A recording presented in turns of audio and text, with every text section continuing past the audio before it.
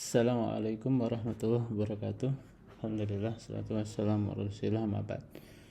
Hari ini kita akan bahas tentang konsep media pembelajaran.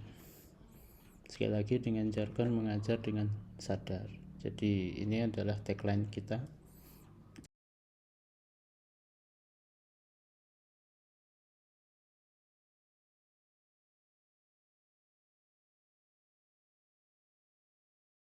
Media berasal dari kata medium, perantara. Jadi media pembelajaran adalah segala sesuatu berupa sarana fisik yang dapat menyampaikan pesan pada tujuan pembelajaran. Jadi pesan itu sampai kepada siswa sehingga tujuan pembelajaran itu tercapai, itu media.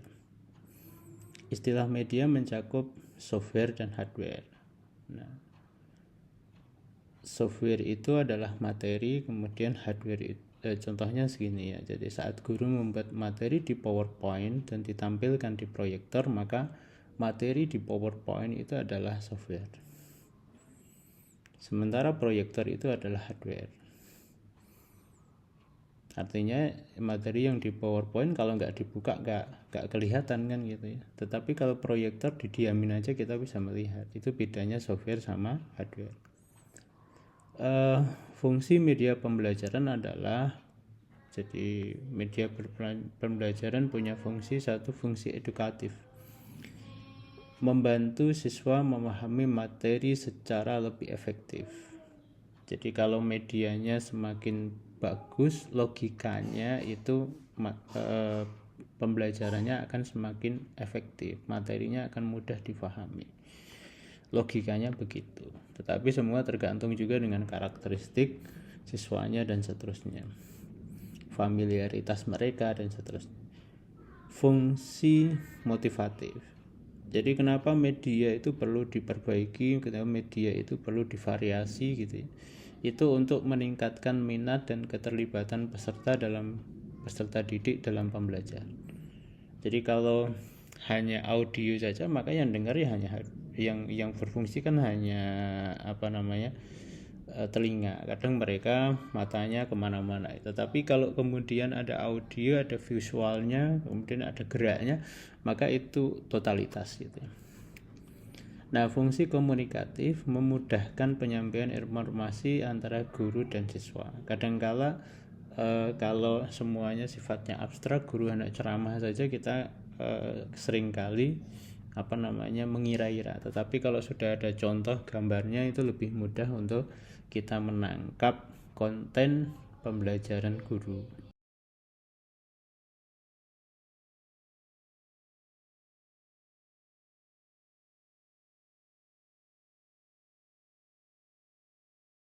Bagi Rontri, fungsi media adalah membangkitkan motivasi belajar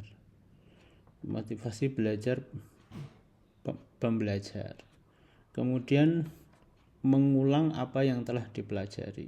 Jadi kalau medianya itu sifatnya bisa tersimpan, maka dia bisa kita ulang-ulang kayak audio, kayak visual gitu ya. Kemudian menyediakan stimulus rangsangan untuk belajar, mengaktifkan respon siswa atau mahasiswa, memberikan umpan balik dengan segera, menggalakkan latihan yang serasi. Nah, ini beberapa fungsi media. Peran media pembelajaran adalah menciptakan pembelajaran yang tidak tergantung pada guru atau instructor independent instruction atau self instruction. Jadi siswa itu bisa belajar sendiri dengan media itu.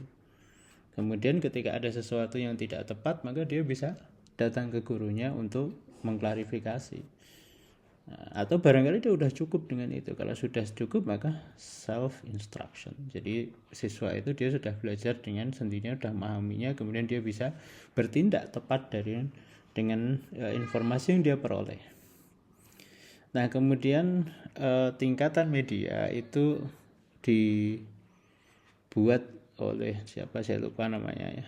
Itu dengan kerucut pengalaman, the count of experience. Kerucut pengalaman ini berfungsi sebagai suatu visual yang sama dengan tingkat konkret dan abstraksi media metode mengajar dan media pembelajaran. Jadi gambarnya dari belakang ini. Jadi media itu ada yang sifatnya pengalaman langsung, pengalaman tidak langsung, dramatisasi pengalaman, demonstrasi, karya wisata, pameran gitu, dan seterusnya. Nah, yang paling bagus adalah pengalaman langsung. Yang paling kecil impact-nya itu adalah simbol verbal. Simbol verbal itu ya ceramah. Jadi dia paling sedikit itu. Yang paling bagus ya pengalaman langsung.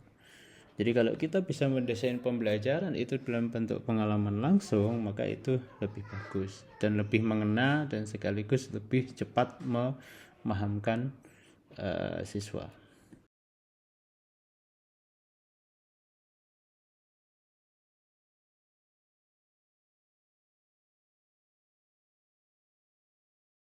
Landasan media pembelajaran adalah satu, psikologis. Jadi kenapa harus membuat media belajar? Karena psikologis. Landasannya itu, yaitu berfokus pada proses kognitif, karakteristik peserta didik.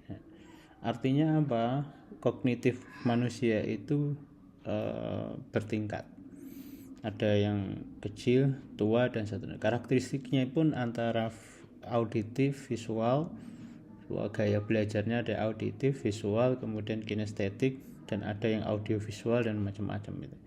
Artinya ini kita perlu membuat media belajar yang selaras dengan tingkat kognitif dan karakteristik peserta didik. Yang kedua, alasan teknologi. Artinya teknologi itu kemampuan teknis perkembangan teknologi seperti puzzle kayu geometri. Artinya apa? Semakin teknologi itu semakin maju, maka kita tidak mungkin membuat pembelajaran itu dengan media-media konvensional zaman purba, kan tidak mungkin. Jadi kapur tulis itu memang media pembelajaran, tetapi dalam konteks di mana teknologi sudah bagus, ya itu bukan zamannya. Tak nyaman bagi kita yang hidup di dunia smart televisi gitu ya. Smart television itu. Televisi cerdas saja sudah ada, kenapa kita harus pakai kapur ini? Meskipun sebagian orang karena kita udah terbiasa dengan dunia digital, kita perlu diajak pada kapur, tapi kan tidak mungkin terus menerus gitu. Alasan yang selanjutnya adalah pedagogis, yaitu kesesuaian teori pembelajaran. Nah, jadi seperti mathematics dengan aplikasi drill and practice sesuai behaviorism. Nah, kalau behaviorism itu kan drill and practice, tetapi kalau mungkin di konstruktivism, kemudian kognitif, nah itu tentu dia punya teori yang lain, sehingga kita perlu bikin media yang sesuai dengan teori pembelajaran yang dipegang gitu ya. Nah, terakhir adalah alasan sosial budaya. Pada konteks lingkungan dan nilai budaya itu seringkali kita dipaksa untuk membuat media yang cocok dengan sosial budaya. Nah, contohnya adalah virtual tour museum dunia atau virtual tour haji gitu ya. Nah, ini ada hal-hal yang kadang kita terbatas secara biaya, tetapi dengan virtual metaverse, kita bisa melihat itu dalam bentuk mayanya begitu, meskipun secara bentuk realnya kita belum bisa ke sana. Moga-moga ini bermanfaat. Kita lanjutkan dalam diskusi. Kita tutup. Subhanakallahumma bihamdika asyhadu an la ilaha illa anta astaghfiruka wa atubu ilaik. Assalamualaikum warahmatullahi